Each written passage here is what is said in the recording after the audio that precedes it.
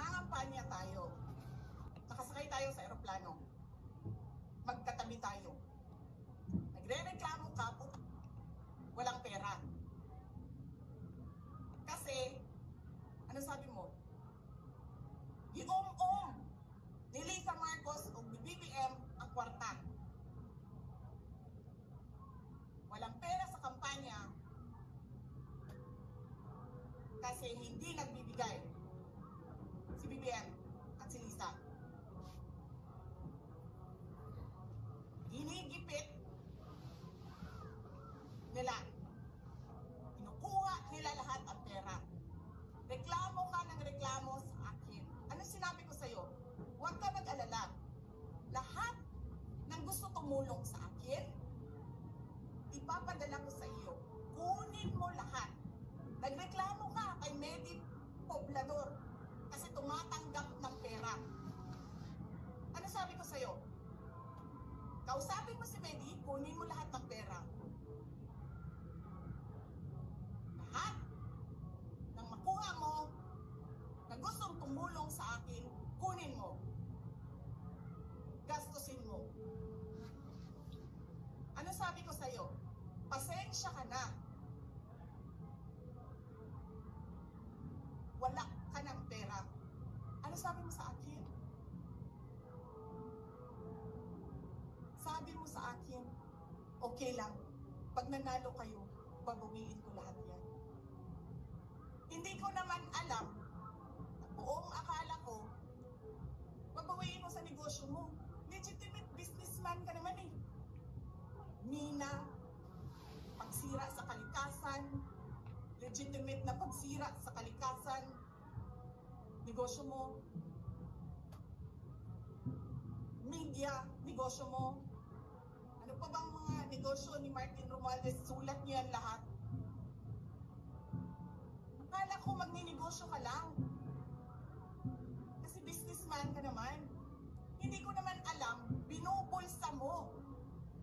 Ibubulsa mo, kakangkamin mo ang legal na pera at illegal na pera.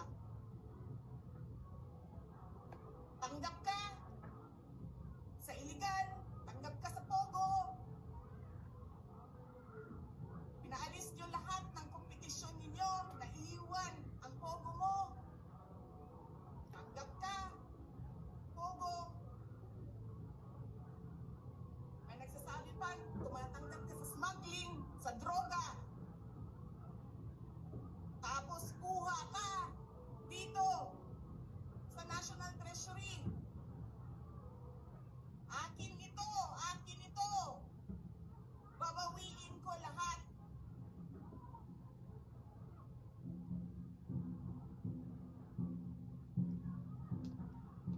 Masakit sa akin, Martin, hindi yung pagsira ng pangalan ko eh. Ang masakit sa akin, maalis mo man ako sa presidential race, hindi pa rin ikaw ang presidente. King, walang boboto sa iyo. Please lang.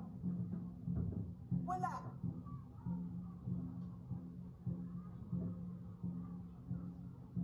Hindi ka nga dumadaan ng contest eh.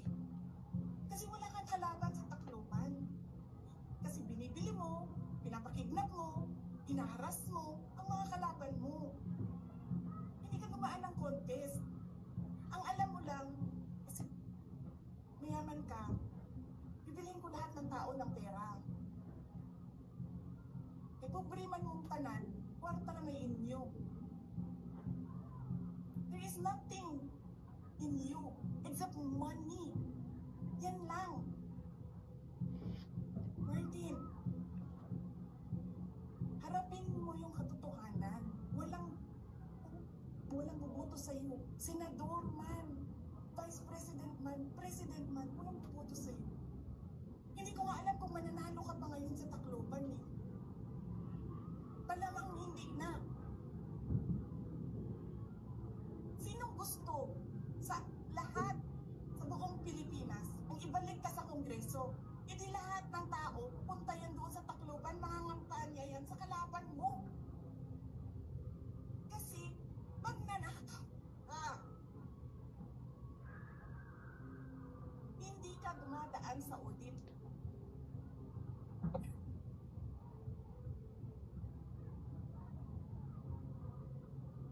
Milyon-milyon, buwan-buwan, certification lang ng congressman. 1 million, 2 million, pirma lang. Alam nyo, bakit alam ko? Kasi may MA din ako. May MA ako sa DepEd, may MA ako sa OBP. Pero sa amin, sa akin, nire-require ako ng resibo ng COA. Pero alam ko, certification lang ang kailangan. Pero nagko-comply ako.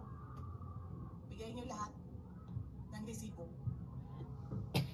Pero ikaw, pirma mo lang, hindi mo nga ata pirma yan, pirma lang ng staff mo yan. Milyon-milyon dyan sa Committee on Accounts, lumalabas ang pera. Pirma nyo lang. Walang nag-audit sa inyo. Sino ang nag-audit ng confidential funds ng Office of the President? Wala.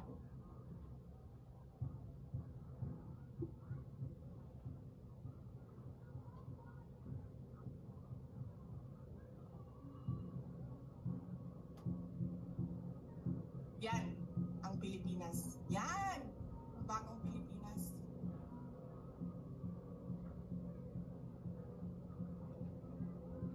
Kriminal ang speaker.